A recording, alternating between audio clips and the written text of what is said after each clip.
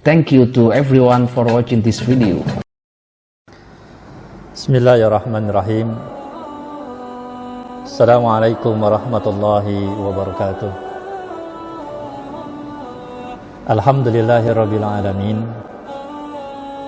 Alhamdulillahilladzi anzala sakinata fi qulubil mu'minin liyazdadu imanan ma'a imanihim.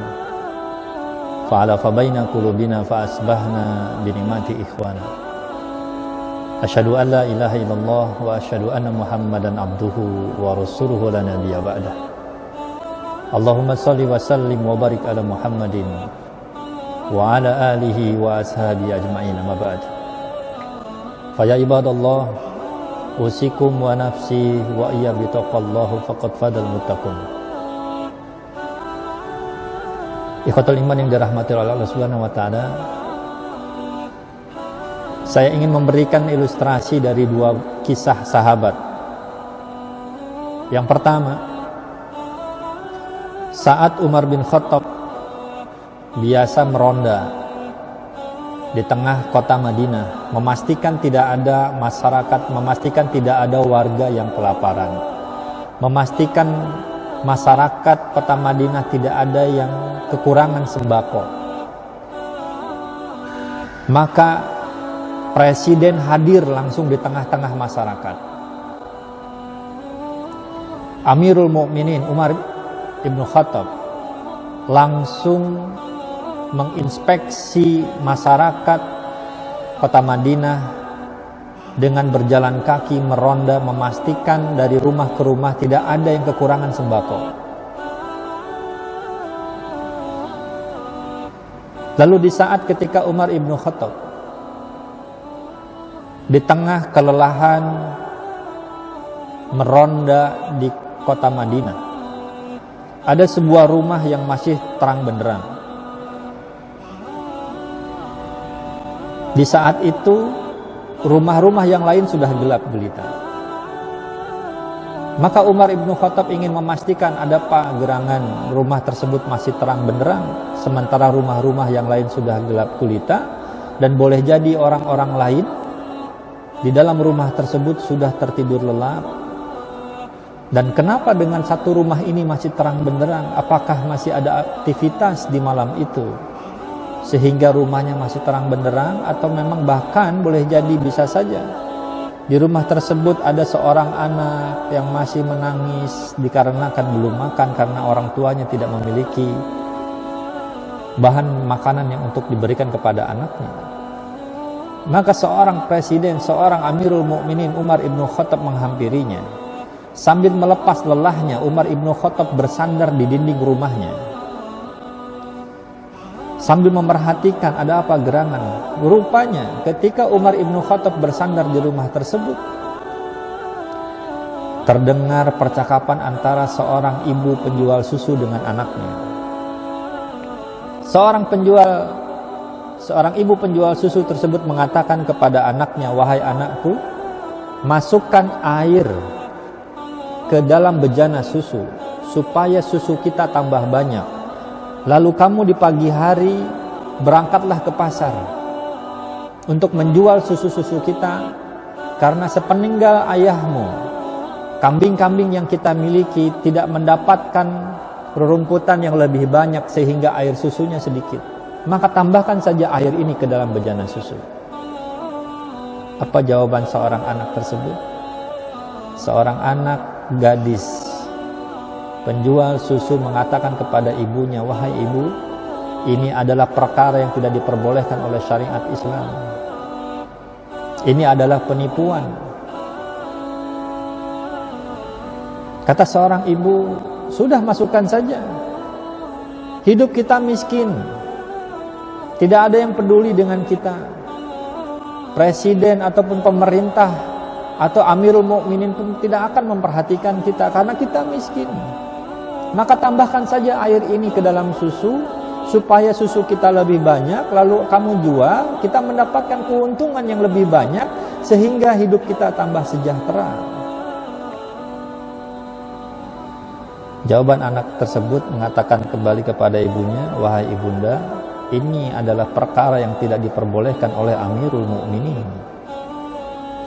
Karena ketika itu Amirul Mukminin Umar ibnu Khattab menjadi khalifah, menugaskan 2 orang yang bertugas di pasar, jangan sampai ada kecurangan. Misalkan ada yang menambah-nambahkan timbangan atau mengurangi timbangan begitu ya, mengakal-akali timbangan. Ini kan perlakuan curang. Lalu misalkan di pasar ada yang menjual biji-bijian, misalkan biji gandum yang bagus itu di atas, sementara biji gandum yang jelek di bawah. Ditaruh harga yang bagus begitu. Ketika orang mau membeli dengan harga itu, rupanya yang diambil adalah gandum yang kualitasnya jelek. Ini juga yang berlaku di pasar biasanya. Kecurangan-kecurangan seperti ini terjadi. Maka Amirul Mukminin menugaskan 2 orang tersebut. Maka anak seorang ibu penjual susu mengatakan, "Bu, ini adalah perkara yang tidak diperbolehkan oleh syariat Islam. Dan ini adalah perkara yang tidak diperbolehkan oleh Amirul Mukminin. Bagaimana kalau ketahuan oleh Amirul Mukminin bahwasanya kita mengurangi kadar susunya ditambahkan dengan air sehingga kualitas susunya menjadi rendah. Ini adalah penipuan untuk mendapatkan uang dan sehingga kita bertujuan untuk mendapatkan kesejahteraan dengan cara yang tidak baik. Ini adalah perkara yang tidak diperbolehkan oleh Amirul Mukminin, wahai ibunda." Seorang ibu sudah mengatakan kembali bahwasannya ini adalah perkara yang Amirul Mukminin pun tidak akan tahu, wahai anakku. Sudah masukkan saja air ini ke dalam bejana susu supaya kita tambah keuntungan. Amirul Mukminin itu sedang mengurus bangsa dan negara ini. Boleh jadi mungkin kalau kondisi sekarang juga sama. Kalau kita berbuat curang, presiden kita tidak akan tahu. Presiden kita sedang ngurus masalah COVID-19, kan begitu. Jadi kalau kita berbuat curang tidak ada yang tahu. Padahal ketika seorang ibu penjual susu mengatakan Amirul Mukminin itu sedang ngurus bangsa dan negaranya, dia tidak akan tahu kalau kita menambahkan air ke dalam bejana susu ini. Padahal Amirul Mukminin qadarullah sedang mendengarkan di luar rumahnya yang sedang bersandar sambil melepaskan lelahnya. Lalu Amirul Mukminin berdiri sambil memperhatikan terus. Ketika seorang ibu mengatakan, "Sudah masukkan saja air ini ke dalam bejana susu," Amirul Mukminin tidak akan tahu. Padahal Umar ibnu Khattab mendengarkannya. Seorang anak menjawab, "Wahai ibunda, kalau Amirul Mukminin tidak tahu, lalu bagaimana dengan Allah? Fa'ain Allah, di mana Allah kalau?" Mendengar jawaban dari seorang anak mengatakan, "Fa'ain Allah, di mana Allah kalau begitu, bunda?" Boleh jadi orang-orang lain tidak tahu. Boleh jadi Amirul Mukminin, presiden kita tidak tahu kalau kita berbuat curang.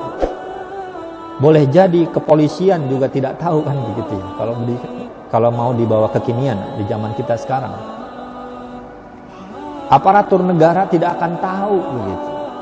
Aparat negara yang diperintahkan oleh Amirul Mukminin tidak akan tahu.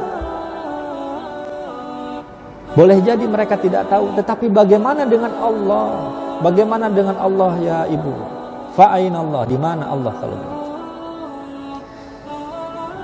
Seorang anak penjual susu tapi memiliki keimanan yang luar biasa, memiliki ketakwaan yang luar biasa. Merasa dirinya muraqabah, merasa dirinya diawasi oleh Allah Subhanahu wa taala. Ketika seorang anak mengatakan seperti itu, Umar ibnu Khattab mengatakan kepada ajudannya, "Tandai rumah ini." Lalu dalam hadis yang cukup panjang ini, singkat cerita, Amirul Mukminin pulang ke rumah, di pagi hari dikumpulkan anaknya. Lalu ditanya satu persatu, "Di antara kalian siapa yang siap menikah?" Lalu ada salah satu sahabat, lalu ada salah satu anak dari Amirul Mukminin siap menikah, yang bernama Azam. Lalu dibawa Azam di pagi hari itu menuju rumah seorang ibu penjual susu. Ketika diketuk oleh Amirul Mukminin pintu rumah penjual susu tersebut, tok tok tok tok, "Assalamualaikum." Lalu terdengar jawaban dari dalam, "Waalaikumsalam." ketika dibuka pintu rumah tersebut oleh seorang ibu penjual susu. Seorang ibu penjual susu tersebut kaget melihat seorang Amirul Mukminin yang tadi malam diungkit-ungkit namanya, yang disebut-sebut namanya, sekarang ada di hadapannya. Ketika seorang ibu bertanya, "Wahai Amirul Mukminin, apa yang membawamu datang ke semari?" Kata Amirul Mukminin, "Wahai ibu, kedatanganku kemari bersama anakku, ingin menikahkan anakku dengan anakmu yang solehah." Seorang ibu penjual susu mengatakan, "Wahai Amirul Mukminin, bagaimana engkau mengetahui kalau anakku itu anak yang solehah?" Amirul Mukminin mengatakan, "Wahai ibu, aku sudah mengetahui perkara semalam." Diceritakan oleh Amirul Mukminin bahwasanya Amirul Mukminin sedang bersandar di rumahnya, terdengarlah percakapan tadi malam. Seorang ibu penjual susu malu diketahui oleh Amirul Mukminin perkara tadi malam.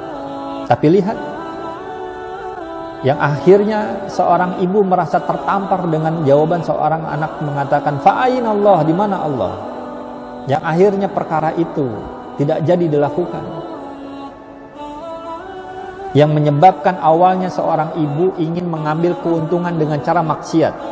Seorang ibu penjual susu memerintahkan, mengajarkan kepada anaknya untuk berbuat curang, untuk mendapatkan keuntungan yang lebih banyak sehingga hidupnya lebih sejahtera. Tetapi lihat seorang anak penjual susu, dia mendapatkan dengan cara yang lain. Wa may yattaqillah yaj'alhu makhraja. Barang siapa yang bertakwa kepada Allah, barang siapa yang beribadah kepada Allah, barang siapa yang takut kepada Allah, barang siapa yang muraqabah, merasa diawasi oleh Allah, maka Allah berikan jalan keluar dari setiap permasalahannya. Lihat ketika seorang ibu ingin memastikan kesejahteraan hidupnya dengan berlaku curang, sementara anaknya memilih jalan takwa sehingga jalan hidupnya lebih sejahtera. Seorang anak penjual susu dinikahkan dengan anak seorang presiden, merubah hidupnya langsung. Lalu kisah yang kedua, ketika Amirul Mukminin harus melakukan safar, perjalanan keluar kota Madinah, ditemani oleh para sahabat yang lain. Dikarenakan harus keluar kota Madinah yang memerlukan waktu cukup lama, maka Amirul Mukminin Umar ibn Khattab bersama para sahabat yang lain membawa perbekalan.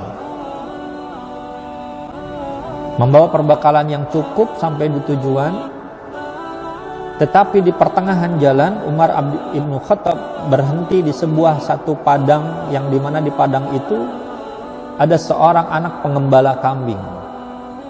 Saat Umar ibn Khattab beristirahat, lalu melaksanakan sholat bersama para sahabat, seorang anak pengembala kambing ini, dia ikut sholat bersamanya. Saat selesai sholat, Umar ibn Khattab ingin menguji keimanan seorang anak pengembala kambing ini. Karena ketika melihat seorang anak pengembala kambing ini, Umar ibn Khattab mengingatkan kepada Umar ibn Khattab dengan dirinya yang waktu itu masih muda. Pekerjaan Umar ibn Khattab ketika masih muda adalah mengembalakan kambing ayahnya yang bernama Khattab.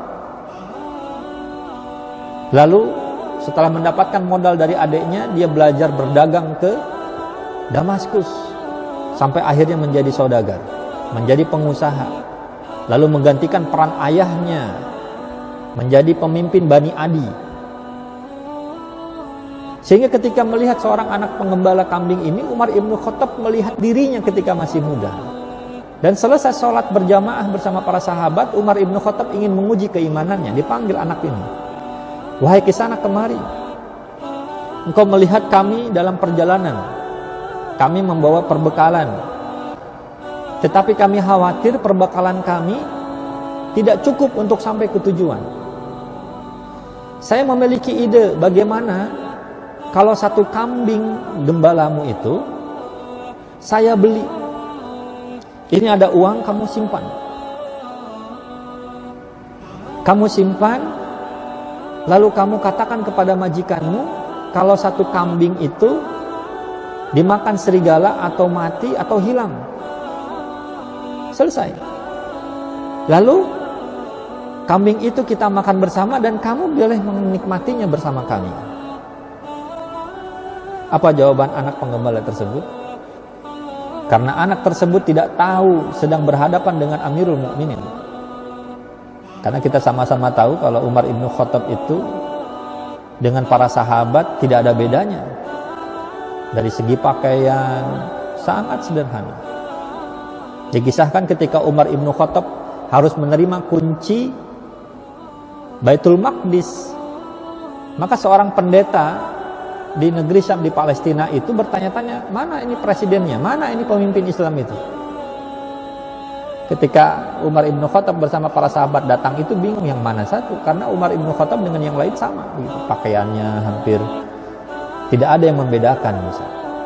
Berbeda dengan zaman sekarang, penjabat dengan orang biasa berbeda.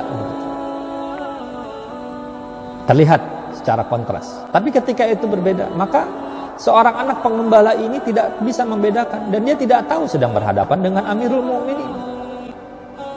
Ketika ditanya seperti itu, seorang anak pengembala mengatakan, wahai Tuan, aku tidak diamanahkan untuk menjual satu kambing pun. Aku hanya diamanahkan untuk mengembalanya dan menjaganya. Baik, kalau begitu, gini sajalah. Kambing ini kita makan bersama, uang ini kamu simpan. Kamu simpan untuk dirimu, jangan kau berikan kepada majikanmu. Lalu kasih tahu kepada majikanmu kalau kambing ini dimakan serigala atau hilang. Kan gembala kamu begitu banyak. Kalau satu kambing hilang dari ribuan kambing itu biasa saja. Majikan kamu tidak akan mempermasalahkannya. Apa jawaban seorang anak tersebut? Wahai Tuan, betul. Boleh jadi majikanku tidak mempermasalahkannya karena begitu banyak kambing yang digembalakan olehku. Kalaupun satu itu sudah biasa. Kalau misalkan satu hilang karena tersesat atau misalkan mati atau dimakan oleh serigala. Tetapi ini adalah perkara yang tidak diperbolehkan oleh syariat Islam. Umar ibn Khattab memancing untuk berbuat bohong dan berbuat korupsi. Karena ada kewenangan di anak gembala tersebut dan berbohong untuk memberikan laporan kepada atasannya, kepada majikannya. Lalu Umar ibn Khattab ingin menguji terus keimanan seorang anak penggembala ini. Sudahlah, gak ada masalah dengan itu. Orang lain tidak akan tahu. Sudah, kamu terima saja uang ini. Kamu ambil satu kambing, kita potong, kamu boleh makan bersama-sama kami. Lalu kamu ceritakan kepada majikanmu. Apa jawaban anak tersebut kembali? Wahai Tuan, boleh jadi orang lain tidak tahu. Lalu bagaimana dengan Amirul Mukminin? Kata Umar ibn Khattab dengan tersenyum, Amirul Mukminin tidak akan tahu. Amirul Mukminin sedang di kota Madinah sana mengurus bangsa dan negara ini. Kata anak tersebut mengatakan, wahai Tuan, boleh jadi Amirul Mukminin di kota Madinah sedang mengurus bangsa negara. Dia pun tidak akan tahu. Lalu bagaimana dengan Allah? Fa'inallah, di mana Allah? Umar ibn Khattab menangis mendapatkan jawaban anak tersebut. Seorang anak penggembala yang statusnya boleh jadi sangat rendah. Kalau zaman dahulu menggembalakan kambing itu sudah biasa, menjadi pekerjaan umum, sebagaimana kita sekarang misalkan bekerja di sebuah perusahaan menjadi biasa. Boleh jadi kita karyawan di sebuah perusahaan dengan penggembala kambing ini sama begitu. Statusnya sama, tapi lihat keimanannya, ketakwaannya. Dia tidak mau mengambil keuntungan dengan cara berbohong. Dia tidak mau mengambil keuntungan dengan cara korupsi, padahal dia bisa lakukan. Tapi lihat dengan ketakwaan. Sebagian orang ingin mengambil keuntungan dengan cara korupsi, dengan cara memanipulasi karena dia berkuasa. Dia memiliki otoritas untuk membuat laporan-laporan palsu misalnya. Boleh jadi ingin berbuat seperti itu untuk mensejahterakan dirinya. tapi dengan tujuan yang baik, tapi dengan cara yang sangat salah. Tapi lihat seorang anak pengembala kambing dengan ketakwaannya, dia memilih jalur ketakwaan. Saat Umar ibnu Khattab mendengarkan jawaban fa'ainallah, di mana Allah kalau begitu Tuhan? Umar ibnu Khattab setelah kembali ke Madinah, lalu memerintahkan kepada ajudannya, bawa anak pengembala kambing itu ke hadapanku. Kalau dia budak, merdekakan dia. Setelah dibawa ke hadapan Umar ibnu Khattab, anak muda pengembala kambing diberikan amanah untuk menjaga Baitul Mal ketika itu.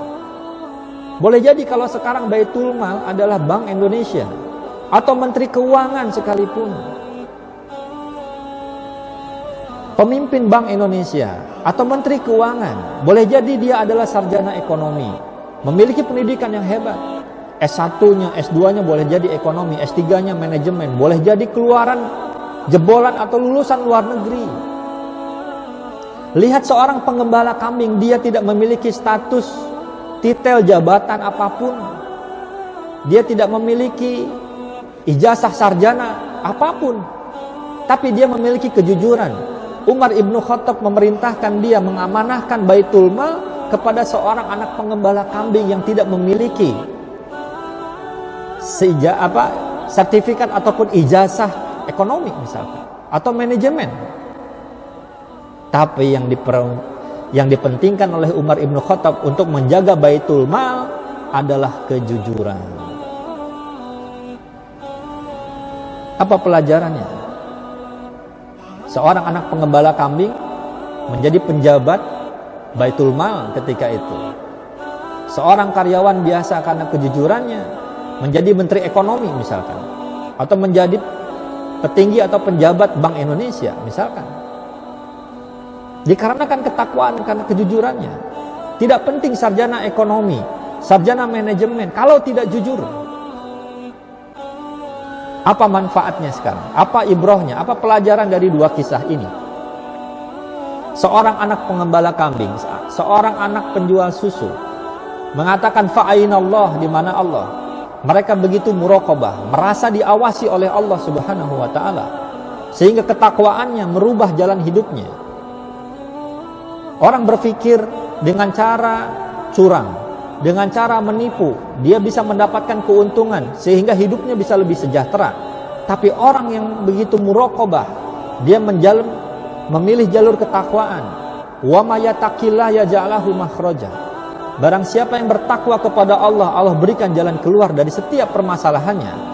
Wa yarzuquhu min haitsu la yahtasib, dan Allah berikan rezeki dari arah yang tidak disangka-sangka. Siapa yang menyangka seorang anak penjual susu dinikahkan dengan seorang anak presiden? Siapa yang menyangka seorang anak penggembala kambing menjadi penjabat menjadi penjabat Baitul Mal? Merubah hidupnya dengan ketakwaan. Ada proses, bukan dengan cara yang sangat, boleh jadi dengan cara potong kompas, ada kesempatan, lalu mengambil kesempatan itu untuk mendapatkan keuntungan dengan cara yang maksiat. Di bulan Ramadan ini, apa kaitannya dua kisah itu? Puasa mengajarkan kita, hikmah puasa ini adalah mengajarkan kita hanya diri kita dengan Allah yang tahu. Puasa tidak ada orang lain yang tidak tahu. Kalau kita berpuasa, belum tentu orang lain tahu kalau kita berpuasa. Hatta sekalipun anak dan istri kita atau ayah ibu kita.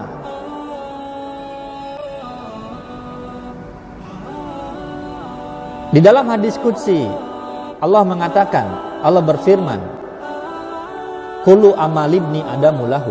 Seluruh amal anak Adam adalah untuk kalian. Salat, zakat, ya. Kemudian ibadah umrah, ibadah haji, atau tilawah Quran, atau amal ibadah yang lainnya, sedekah, infak, akan kembali kepada kita. Maka Allah mengatakan di dalam hadis qudsi itu, kullu amal ibni adamu lahu. Seluruh amal anak Adam adalah untuk kalian. Illa shayam, kecuali saum. Fa innahu li. Allah mengatakan, karena saum adalah untukku. kecuali saum, karena saum adalah untukku. Wa anna ajzibihi, dan aku yang akan mengganjarnya nanti. Maka kalau ditanya, Ustadz, apa ganjaran kita berpuasa? Wallahu alam, Allah yang akan mengganjarnya nanti. Maka ketika kita bertemu dengan Allah nanti, kita bisa bertanya, ya Allah, ya Rabb, mana amal puasa kami ketika di dunia? Karena ini menjadi janji Allah langsung. Allah yang akan mengganjarnya nanti. Walaupun ada pintu surga yang bernama Ar-Rayyan, maka kita yang berpuasa akan berbondong-bondong masuk dalam pintu itu. Dan pintu Ar-Rayyan itu terus akan memanggil, hei orang yang berpuasa, hei ya soimin, orang-orang yang berpuasa, mari masuk.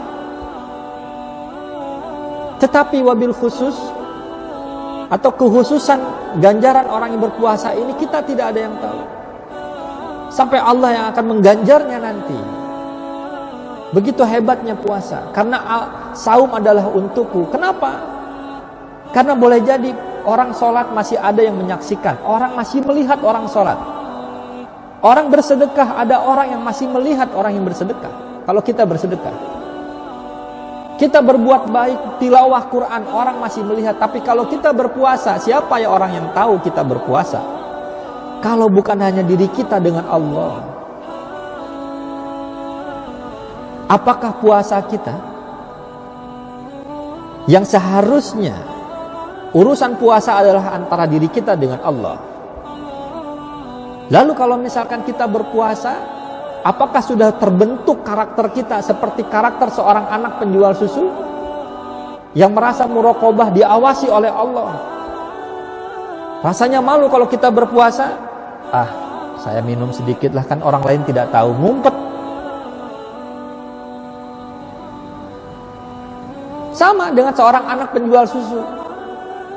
Saya masukkan air ini ke dalam bejana susu, tidak ada yang tahu, tapi Allah tahu. Fa'inallah, di mana Allah? Kita boleh jadi ketika kita masuk kantor, tapi kalau sekarang mungkin nggak masuk kantor ya, karena dalam COVID-19 ini. Atau mungkin masih ada yang bekerja di pabrik, ya, atau di perusahaan. Ada yang mengajak makan, ayo kita makan ke warung Padang. Mohon maaf, saya tidak mau bawa warung Padang, nanti Sarah nih. Ada satu rumah makan atau warung yang masih terbuka, maksudnya tuh dibuka gitu ya. Cuman tertutup lah misalkan dengan kain gitu ya. Siang hari diajak makan di situ, ayolah kita makan. Gak ada orang yang tahu. Betul. Teman kita nggak akan tahu di situ karena teman-teman kita berpuasa. Kalau kita masuk ke rumah makan tersebut yang tertutup itu, walaupun buka dia, mungkin teman-teman kita tidak ada yang tahu. Istri kita di rumah tidak tahu, anak kita juga tidak tahu. Tapi fa'inallah, di mana Allah? Maka puasa kita, apakah puasa kita sudah seperti seorang anak penjual, seorang anak penggembala kambing tadi? Maka kaitannya dua pelajaran seorang anak penjual susu dan seorang anak penggembala kambing ini. Dia merasa muraqabah. Maka dengan puasa ini mengajarkan kita, hakikat puasa ini mengajarkan kita untuk selalu muraqabah, bahwasanya Allah mengawasi kita. Kalau kita berbuat jelek, hati kita hasad, dengki kepada orang lain, Allah tahu. Dalam pikiran kita sudah terbesit ingin mengambil sesuatu barang yang bukan milik kita, Allah tahu. Kalau misalkan di dalam hati kita ingin membuka misalkan gambar-gambar, mohon maaf, yang dikirim oleh teman-teman kita, misalkan dalam media sosial, WhatsApp ataupun apapun itu, ada video-video, mohon maaf, yang tayangan-tayangan tidak berguna, ada video porno dan sebagainya. Orang lain tidak tahu kita membuka HP kita. Tapi fa'inallah, di mana Allah? Orang lain tidak tahu, tapi Allah tahu. Atau misalkan kita ingin menipu, kita akan menjual suatu barang dengan kualitas yang jelek tapi dengan harga yang bagus, misalkan. Allah tahu. Maka dengan itu, apakah puasa kita sudah membentuk karakter kita menjadi seorang yang muraqabah, yang merasa diawasi oleh Allah? Inilah hikmah puasa. Inilah Allah memberikan tujuannya kepada kita untuk berpuasa, untuk selalu muraqabah bahwasannya kita ini selalu diawasi oleh Allah Subhanahu wa taala. Ikhwatul iman yang dirahmati oleh Allah Subhanahu wa taala. Maka dengan puasa kita, masih ada beberapa hari terakhir ini. Kita baru masuk ke malam 18. Besok kita melakukan puasa ke-18. Sampai akhirnya kita mendapatkan kemenangan itu. Ayo kita luruskan niat berpuasa kita. Mari kita memperbaiki diri kita dan menanamkan dalam hati kita, dalam sanubari kita, bahwasannya hakul yakin Allah itu mengawasi kita. Maka inilah yang menjadi derajat yang paling tinggi. Bukan hanya sekedar sebagai seorang muslim, bukan hanya sekedar menjadi seorang mukmin, tapi menjadi seorang yang muhsin, orang yang ihsan. Kalau dia beribadah, dia merasa Allah melihat dia, merasa dia melihat Allah. Tapi kalaupun misalkan dia tidak merasa melihat Allah, sesungguhnya Allah menyaksikan dia. Inilah derajat yang paling tinggi, menjadi muhsin, merasa muraqabah, merasa diawasi oleh Allah Subhanahu wa taala. Mudah-mudahan ini menjadi satu pelajaran buat kita di waktu yang singkat ini. Mudah-mudahan Allah menjadikan diri kita jauh lebih baik dengan berpuasa ini. Mudah-mudahan Allah juga dengan hikmah puasa ini di tengah-tengah COVID-19 ini juga menginginkan kita untuk selalu taubat kepada Allah, memohon ampun kepada Allah atas dosa-dosa kita, dan memohonkan ampun atas dosa-dosa umat manusia, sehingga Allah mengangkat wabah penyakit ini dari negeri kita, dari bumi ini secara umum. Mudah-mudahan ada hikmahnya. Saya akhiri, wabillahi taufiq wa hidayah. Assalamualaikum warahmatullahi wabarakatuh. Jangan lupa klik subscribe, like, dan lonceng notifikasi untuk mendukung channel ini agar terus menyiarkan syiar Islam.